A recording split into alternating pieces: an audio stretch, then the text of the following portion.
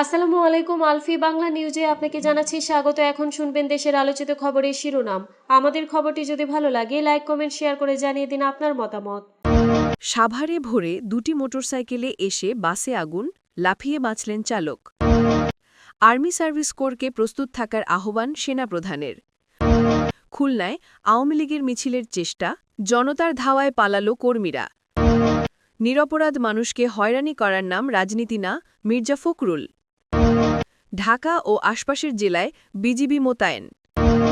জুলাই সনদের আইনি ভিত্তি ছাড়া নির্বাচন নয়।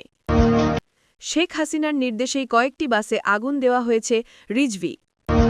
ঢাকার সাভার উপজেলার আশুলিয়ায় দাঁড় করিয়ে রাখা একটি বাসে আগুন দিয়েছে দুর্বৃত্তরা। আজ বুধবার ভোররাত 4:30টার দিকে সরকার মার্কেট এলাকায় বাইপাইল আবদুল্লাপুর সড়কের পাশে এ ঘটনা ঘটে। ওই সময় বাসের ভেতরে ঘুমিয়েছিলেন চালক মোহাম্মদ সাত্তার। তিনি জানালা দিয়ে লাফিয়ে বের হয়ে প্রাণে বেঁচেছেন বলে দাবি করেছেন। পরে ফায়ার সার্ভিসের একটি ইউনিট ঘটনাস্থলে গিয়ে আগুন নিয়ন্ত্রণ করেন।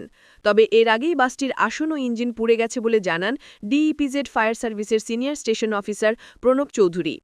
প্রত্যক্ষদর্শী ও ঢাকা রপ্তানি প্রক্রিয়াকরণ অঞ্চল বা ডিইপিজেড ফায়ার সার্ভিসের কর্মকর্তারা জানান, আজ ভোরে সরকার মার্কেট এলাকায় সড়কের পাশে আলিফ পরিবহনের বাসটি দাঁড় করিয়ে রাখা হয়েছিল। ভোররাত 4:30টার দিকে দুটি মোটরসাইকেলে 4 জন ব্যক্তি সেখানে আসেন। এক পর্যায়ে পেট্রোল ঢেলে গাড়িতে আগুন দিয়ে দ্রুত ঘটনাস্থল থেকে চলে যান। এ সময় চালক বাসের ভেতরে ঘুমিয়েছিলেন। আগুন দেখতে পেয়ে তিনি বাসের জানালা দিয়ে বাইরে বের হয়ে যান। পরে আশেপাশের লোকজন গিয়ে আগুন নিয়ন্ত্রণের চেষ্টা করেন। খবর পেয়ে ডিইপিজেড ফায়ার সার্ভিসের একটি ইউনিট ঘটনাস্থলে পৌঁছে আগুন নেভায়। ঘটনার প্রসঙ্গে চালক সাত্তার বলেন, রাইতে গাড়ির মধ্যে ঘুমায় ছিলাম। হঠাৎ আগুনের তাপ লাগলে চোখ খুলে দেখি পুরা গাড়িতে আগুন। আমি জানলা দিয়ে লাথাইয়ে নামছি। নাইমা চিৎকার করছে। 4 জন মানুষ হেলমেট পইরা দুটা হোন্ডা নিয়ে আইছিল। সিকিউরিটি আগাইতে আসছিল থামাইতে, আগাইতার পারে নাই। তারা বন্দুক দিয়ে ফায়ার করছে। তারা জানলার গ্লাস খুলে আগুন লাগাই দিছে। একবিংশ শতাব্দীর জটিল ও পরিবর্তনশীল চ্যালেঞ্জ মোকাবেলায় সর্বদা প্রস্তুত থাকার আহ্বান জানিয়েছেন সেনাবাহিনী প্রধান জেনারেল ওয়াকারুজ্জামান। বুধবার 12 নভেম্বর খুলনার জাহানাবাদ সেনাবাহিনীবেশে আর্মি সার্ভিস কোরের 44তম বার্ষিক অধিনায়ক সম্মেলনে তিনি এই আহ্বান জানান। অনুষ্ঠানে সেনাপ্রধান বলেন, আর্মি সার্ভিস কোর বাংলাদেশের সেনাবাহিনীর গৌরবজনক একটি অংশ, যারা দীর্ঘদিন ধরে দেশ এবং সেনাবাহিনীর সেবায় গুরুত্বপূর্ণ ভূমিকা রেখে আসছে। তিনি আধুনিক ও যুগোপযোগী প্রশিক্ষণ ও প্রযুক্তিগত সক্ষমতা বৃদ্ধির ওপর জোর দিয়ে সদস্যদের ভবিষ্যতের চ্যালেঞ্জ মোকাবেলায় আরও প্রস্তুত হবার নির্দেশ দেন। এর আগে general Wakeruzzaman ASC centre and স্কুলে পৌঁছলে তাকে অভ্যর্থনা জানান GOC, army training and doctrine command, GOC 55 পদাতিক ডিভিশন ও এরিয়া কমান্ডার যশোর এরিয়া এবং কমান্ডেন্ট এএসসি&এস। পরে মতবিনিময় সভায় সেনাপ্রধান আর্মি সার্ভিস কোরের প্রযুক্তিগত অগ্রগতি, গবেষণা, পেশাগত দক্ষতা বৃদ্ধি এবং ভবিষ্যৎ পরিকল্পনা নিয়ে আলোচনা করেন। সম্মেলনে আরটিডিসি জিওসি, বিএমটিএফের মহাপরিচালক, সেনা কল্যাণ সংস্থার চেয়ারম্যান, সেনা সদরের ঊর্ধ্বতন কর্মকর্তা, কমান্ড্যান্ট এএসসি&এস এবং আর্মি সার্ভিস কোরের অধিনায়করা উপস্থিত ছিলেন। খুলনায় আওয়ামী লীগের নেতাকর্মীদের মিছিল ও টায়ার পুড়িয়ে বিক্ষোভের চেষ্টাকে ঘিরে উত্তেজনা ছড়িয়েছে। মঙ্গলবার 11 নভেম্বর রাতে সোনাডাঙ্গা এবং লবণচোড়া থানা এলাকায় এসব ঘটনা ঘটে। স্থানীয় জনতার ধাওয়ায় পালিয়ে যায় সংশ্লিষ্টরা। পুলিশ সূত্রে জানা গেছে, রাত 9টার দিকে লবণচোড়া থানার বিশ্ব রোড এলাকায় 2 মোটরসাইকেলে 4 জন এসে টায়ার জ্বালিয়ে স্লোগান দেয়। এলাকাবাসী এগিয়ে এলে তারা দ্রুত পালিয়ে যায়। এর কিছুক্ষণ পর রাত 9:30টার দিকে সোনাডাঙ্গা থানার পাওয়ার হাউস মোড়ে আওয়ামী লীগের নেতাকর্মীরা মিছিলের চেষ্টা করলে স্থানীয়রা তাদের ধাওয়া দেয়। খবর পেয়ে পুলিশ ঘটনাস্থলে গিয়ে 3 জনকে আটক করে। লবণচোড়া থানার ভারপ্রাপ্ত কর্মকর্তা ওসি হাওলাদার সানোয়ার হোসেন মাসুম বলেন, টায়ার পুড়িয়ে অরাজকতা সৃষ্টির চেষ্টা করা হয়েছিল, তবে আমরা পৌঁছানোর আগেই তারা পালিয়ে যায়। খুলনা মেট্রোপলিটন পুলিশের অতিরিক্ত পুলিশ কমিশনার রাশিদুল ইসলাম খান জানান, ঘটনাস্থল থেকে সন্দেহভাজন 3 জনকে আটক করে জিজ্ঞাসাবাদ করা হচ্ছে। বিএনপির মহাসচিব মির্জা ফখরুল ইসলাম আলমগীর বলেছেন, কোনো নিরপরাধ মানুষকে হয়রানি করার নাম রাজনীতি না, আমরা ইনসাফের রাজনীতি প্রতিষ্ঠিত করতে চাই।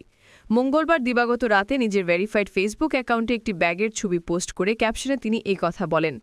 মির্জা ফখরুল লেখেন, আমার মেয়ে যখন আমার সঙ্গে দেখা করতে এসেছিল ঢাকা জেলে, এই ব্যাগটা আমি ওকে দিয়েছিলাম। ব্যাগটা জেলের ভেতরে এক বন্দি বানিয়েছিল, তার কাছ থেকে কিনেছিলাম। জানি না কাউকে কল্পনায় রেখে সে বানিয়েছিল কিনা এই ব্যাগটা, প্রশ্ন করা হয়নি ছেলেটাকে। তিনি লেখেন, গত 15 বছরে বাংলাদেশের জেলে লাখ লাখ কর্মী বন্দী ছিল মিথ্যা মামলায়। আমার নিজের জেলার 1000 ছেলের পুরো জীবন শেষ হয়ে গেছে। আমি নিজে আমার বিরুদ্ধে আওয়ামী লীগের করা 110-এর বেশি মামলার আসামি ছিলাম।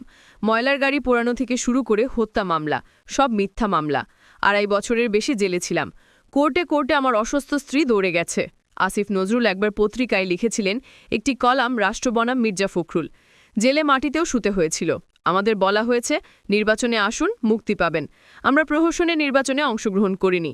7 বার জামিন রিজেক্টেড হয়েছে। বিএনপি মহাসচিব লেখেন, আমি জেলে দেখেছি আমাদের ছেলেদের ওপর কি অত্যাচার হয়েছে। সারা শরীর জুড়ে অত্যাচারের দাগ। এদের অনেকে সারা জীবন ভবিষ্যৎ শেষ হয়ে গেছে জেলে। পড়াশোনা হয়নি, সংসার হয়নি। এদের পরিবার সর্বশান্ত হয়ে গেছে। যারা মাঠের রাজনীতি করে না তারা কোনোদিন জানবে না এদের স্ট্রাগল। কথা নিয়ে অনেক রাজনীতি করা যায়, ফ্যাসিজমের সামনে দাঁড়িয়ে জেলে যেতে পারে না সবাই।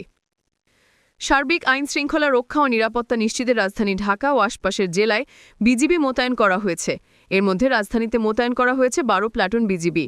বুধবার দিবাগত রাতে বিজিবি সদর দপ্তরের গণসংযোগ কর্মকর্তা শরীফুল ইসলাম বিষয়টি নিশ্চিত করেছেন। তিনি বলেন, সকাল থেকে তারা মাঠে তৎপর রয়েছে। যে কোনো অপ্রীতিকর পরিস্থিতি এড়াতে কাজ করছে বিজিবি সদস্যরা। জামাতে ইসলামের আমির ডা. শফিকুর রহমান বলেছেন, যারা জুলাই বিপ্লবের স্বীকৃতি দিতে নারাজ তাদের জন্য ২৬-এ কোনো নির্বাচন নাই। জুলাই সনদের আইনি ভিত্তির পাটাতন তৈরি হবে জাতীয় নির্বাচনের আগে গণভোটের মাধ্যমে। আর জুলাই সনদের আইনি ভিত্তি ছাড়া কোনো নির্বাচন হবে না। যারা জুলাইয়ের চেতনার প্রতি সম্মান রাখতে পারছে না তারা জাতীয় নির্বাচনে মানুষের মতকে সম্মান জানাবে কিভাবে? গতকাল জুলাই জাতীয় সনদ বাস্তবায়নের আদেশ জারি ও নভেম্বরে গণভোট আয়োজন সহ 5 দফা দাবিতে আয়োজিত 8 দলের সমাবেশে প্রধান অতিথি হিসেবে বক্তব্যে তিনি এই কথা বলেন। রাজধানীর পল্টন মোড়ে দুপুর 2টায় পবিত্র কুরআন তেলাওয়াতের মাধ্যমে এই সমাবেশ শুরু হয়। ইসলামী আন্দোলনের আমির মুফতি সৈয়দ রেজাউল করিমের সভাপতিত্বে সমাবেশে বিশেষ অতিথি হিসেবে বক্তব্য দেন বাংলাদেশ খেলাফত মজলিসের আমির মাওলানা মামুনুল হক, খেলাফত মজলিসের আমির অধ্যক্ষ মাওলানা আব্দুল বাসিত আজাদ, নিজামে ইসলাম পার্টির আমির অধ্যক্ষ মাওলানা সরোয়ার কামাল আজিজি, বাংলাদেশ ডেভেলপমেন্ট পার্টির সভাপতি অ্যাডভোকেট আনোয়ারুল হক চান ও জাতীয় গণতান্ত্রিক পার্টির রাশেদ প্রধান। জামাত আমির বলেন, এদেশের মুক্তিকামী মানুষের কথা একটাই, জাতীয় সংসদ নির্বাচনের আগে গণভোট হতে হবে।